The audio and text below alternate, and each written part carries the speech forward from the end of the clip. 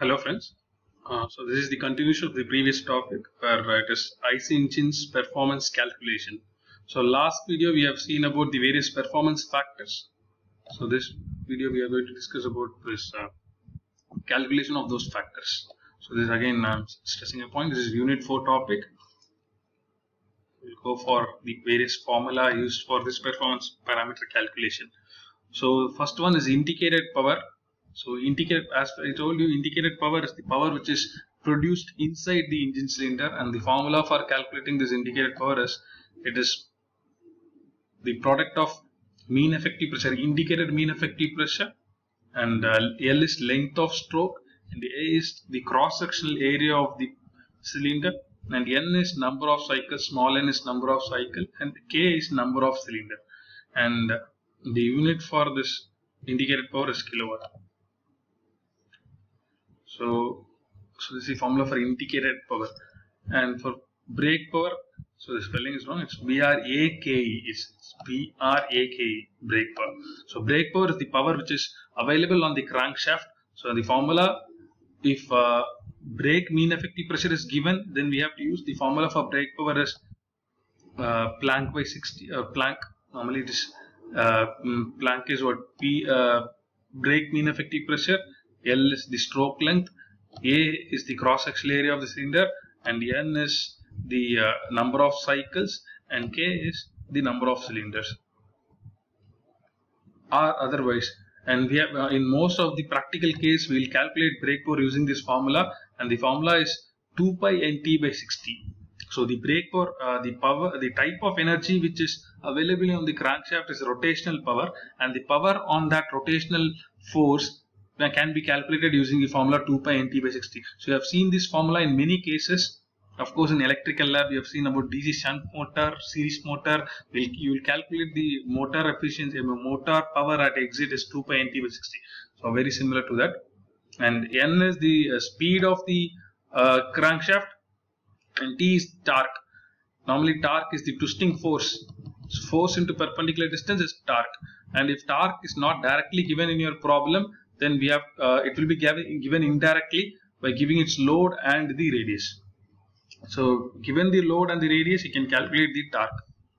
So normally this radius is of a drum, so it's of a brake drum mechanism, so we can calculate it. And next one is the small n. Small n is what? Number of cycles, or we can say that number of power strokes. In a single cycle, the number of power stroke will be 1. So that's why it's very similar. It's very vice versa. Where it's number of power stroke or number of cycles, both are same. So small n is equal to capital N by 60. So this 60 is for converting number of cycles in minute into number of cycles per second. So this capital N is speed. So that will be substituted in revolution per minute, RPM. So if you substitute in RPM and divide by 60, then this will change into cycles per second.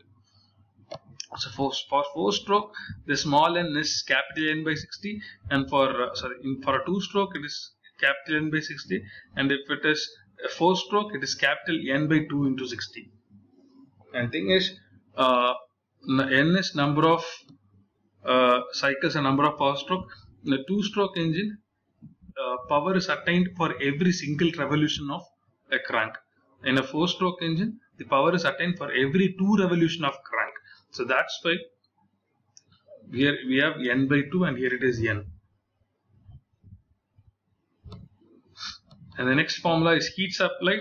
So normally the energy, the heat is supplied to an IC engine by burning fuel.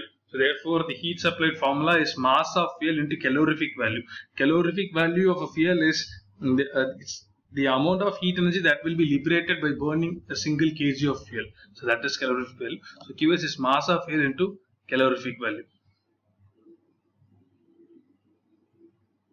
So its mass of fuel into calorific value is the amount of heat supplied. So the unit of mass of fuel supplied is kg per second, and the unit for calorific value is kilojoule per kg.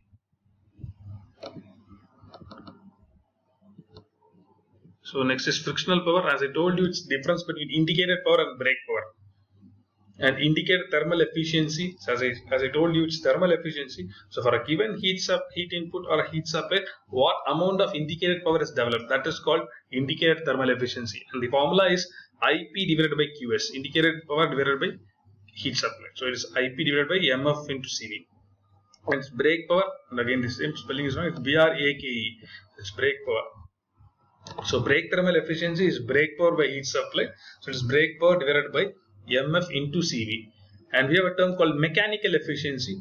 So as you know that, so the IC engine, the mechanism which is available in an IC engine is slider crank mechanism. So the input to that mechanism is indicated power and the output to that mechanism is brake power.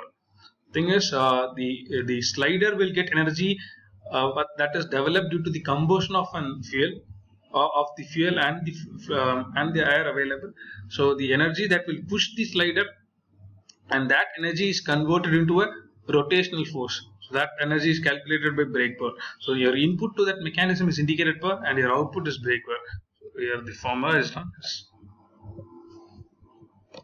It's brake power by indicated power is mechanical efficiency. Just kindly change that. It is brake power by indicated power. It is wrongly placed here.